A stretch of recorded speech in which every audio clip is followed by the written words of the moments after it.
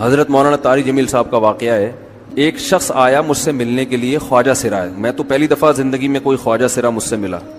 میں سمجھا کہ پراپر آدمی, اتنی بڑی اس کی داڑھی اور رنگ ماشاءاللہ بڑی مردانہ وجہ. لیکن جب بات چیت کا انداز ہوتا ہے تھوڑا سا, وہ ایٹیٹیوڈ سے اندازہ ہو گیا کہ یہ مکمل مرد نہیں ہے. تو اس نے مجھے خود بتا دیا میں خواجہ سرا ہوں. میں نے کہا بھائی ہم سے ملنے کے لیے کیسے آئے آپ, اتنی بڑی داڑھی آپ کی. اس نے اپنا جو واقعہ سنایا نا, میں 3 دفعہ وہ واقعہ سناتے ہوئے رویا ہوں, اور جب وہ سنا رہا تھا اس وقت میرے آنکھوں سے آنسو نکل رہے تھے. اس نے یہ ابھی بھی میرا بیان سنتا ہے. اس نے واقعہ سنایا کہ میں جب پیدا ہوا تھا نا تو میں خواجہ سرا تھا. گھر میں ایسا بچہ پیدا ہو جائے والدین کی طرف سے عزت نہیں ملتی. جب 10-12 سال کا ہوا تو نہ بھائی مجھے عزت دے رہا ہے اور نہ میرا والد مجھے عزت دے رہا ہے. میں بھائی کے ساتھ کہتا ہوں مجھے باہر لے کے جاؤ تو وہ کہتے ہیں لوگ میرا مذاق اڑائیں گے تمہیں دیکھ کے. ظاہر ہے اس کی حرکتیں تھوڑی زنانہ لڑکیوں والی حرکتیں ہوتی ہیں, اور والد بھی کہیں محفلوں میں نہیں لے کے جا رہے, ایک مذاق اڑایا جاتا ہے. کہنے ایک دفعہ میں کہیں گزر رہا تھا تو یہ جو ہوتے ہیں نا خواجہ سراؤں کی پوری ایک جماعت تھی, انہوں نے مجھے پہچان لیا, دیکھا اتنا اچھا. اس وقت نہ اس کی داڑھی, اور یعنی اس میں خواتین والی ہی علامتیں تھیں زیادہ. تو انہوں نے مجھے کہہ رہے ہیں اتنی عزت دی, کھانا کھلایا اور اپنے گرو کے پاس لے کر گئے, اور گرو نے کہا کہ تم ہمارے ایجنٹ بن جاؤ, ہم تمہیں پھر ڈانس ماس کروائیں گے, آدھے تمہارے آدھے ہمارے, جو بھی اس کا سیٹ. کہہ رہے مجھے پہلی دفعہ کہیں عزت ملی. تو لیکن میرے ابا کو پتہ چل گیا تو ابا نے لا کے طبیعت سے کوٹ دیا, ٹھیک ہے نا, کہ دوبارہ ان میں نہیں بیٹھنا. ٹھیک ہے ہم نے توبہ کر لی, بھائی یہ برے لوگ ہیں, ڈانس ماس اچھی چیز نہیں ہے, ٹھیک ہے.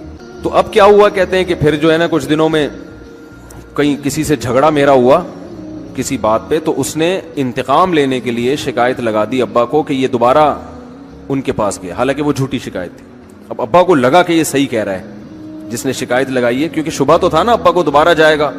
ابا نے پھر مارا.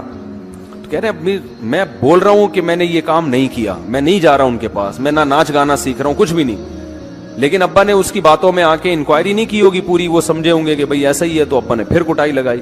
تو اس کے دل میں منفی جذبات پیدا ہو گئے اور یہ گھر سے بھاگ گیا کہ بھئی مجھے ویسے تو عزت نہ یہاں مل رہی ہے اور میں ذلت برداشت بھی کر رہا ہوں, تو بھی کہہ رہے میں وہاں چلا گیا. تو جب میں وہاں گیا ہوں نا خواجہ سراؤں کے ہاں, تو وہی گرو اور ڈانس, اور پھر اس نے مشہور کچھ ایکٹروں کے نام بتائے جن کے ساتھ ہم ڈانس کرتے تھے, اور پیسے آنا شروع ہو گئے, آدھے گرو کی جیب میں آدھے ہماری, اور ہٹو بچوں. لیکن ظاہر ہے یہ کوئی عزت دار راستہ تو نہیں ہے نا. کہہ رہے ہیں کہیں سے تبلیغی جماعت میں حضرت مولانا طارق جمیل صاحب آ گئے, انہوں نے اجازت مانگی, ہمارے گرو کو پیغام بھیجا بھائی مجھے ایک دفعہ یہاں آ کے دعوت دینے دو. اس نے اجازت دے دی, آ جاؤ بھائی.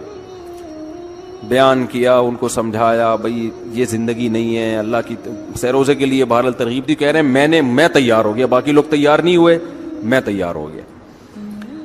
کہہ رہے میں نے گرو سے اجازت لی, اس نے کہا جاؤ لگا لو سیروزہ. تو کہتا ہے کہ جب میں حضرت کے گھر پہ گیا ہوں نا, تو حضرت پہلے سے دروازہ کھول کے ایسے انہوں نے دونوں بازو پھیلائے ہوئے تھے استقبال کے لیے, پہلے سے کھڑے ہوئے تھے علماء کے ساتھ. کہتے اتنے مشہور آدمی, اتنی بڑی سیلیبریٹی, اور اتنے بڑے بڑے علماء, ان کی پگڑیاں, ان کے اتنا خوبصورت لباس, جو خود عزت دار لوگ ہیں. کہہ رہے ایسے جو ہے نا میرے استقبال کے لیے دونوں بازو پھیلا کر کھڑے ہوئے, اور ایسے مجھے بیٹا بنا کے نہ اپنے سینے سے لگایا کہ تو میرا بیٹا ہے. کہہ رہے خدا کی قسم مجھے زندگی میں پہلی مرتبہ ایسی عزت ملی مجھے کسی سے, اور اس عزت دینے میں مولانا کا کوئی مفاد, بولو بھائی, کچھ بھی, بلکہ ذلت ہوگی نا. لوگ کہتے ہیں خواجہ سرا کو بیٹا بنایا ہوا ہے, اور اس وقت تو اس میں بیچارے میں کچھ زنانہ سی علامتیں بھی تھیں. تو خواجہ سرا کو کیا دے رہے ہیں, عزت دے رہے ہیں. کیا کسی تاجر پہ محنت کرو تو تھوڑا چندہ دے دے گا مدرسے, وہ ایسا ہی ہے نا.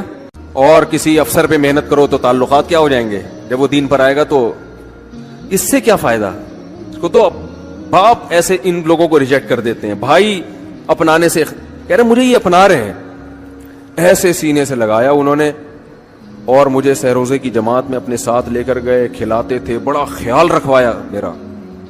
کہہ رہے اس کے بعد پھر میں نے گرو سے اجازت لی. وہ گرو چھوڑتے تھوڑی, ان کو پیسے ویسے دیے, جان چھڑائی نا, وہ بھی غلامی کی طرح نکلنا پڑتا ہے.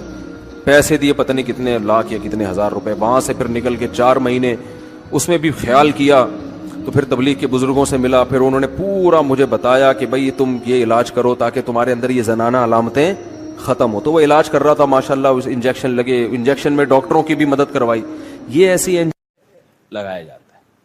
ایک اسٹائل ہے لالو کھیت کا, تھپڑ لگانے کے بعد سوچتا ہے آدمی کہ اس کا ری ایکشن کیا ہوگا. تو مشرک کیا کرتا ہے, الفاظ کے بکھیڑوں میں الجھاتا ہے. آپ یہ آج کل یہ منجن بہت بک رہا ہے, بہت زیادہ بک رہا ہے یہ منجن. وہی میں بار بار کہتا ہوں نا, فرقہ واریت کے خلاف. میں کس کے خلاف ہوں؟ فرقہ واریت کے خلاف. لوگ کہتے ہیں ویل ڈن, یہ بندہ ہے نہ حنفی ہے نہ شافی ہے نہ دیوبندی ہے نہ بریلوی ہے نہ شیعہ ہے نہ سنی ہے, واہ واہ. کام کیا ہو رہا ہے؟ نیا فرقہ لانچ. بجائے اتنے ساروں کو ختم کرنے کے ایک نیا مارکیٹ میں آ رہا ہے. لوگ کام نہیں دیکھ رہے, لوگ کیا دیکھ رہے ہیں؟ لیبل دیکھ رہے ہیں. تو بھائی ہم تو یہی چیخ چیخ کے تھک گئے, اللہ کے بندو لیبل مت دیکھو, کام دیکھو. دیکھو تبلیغ والے فرقہ واریت کے خلاف ہیں, کام سے پتہ چلتا ہے خلاف ہیں.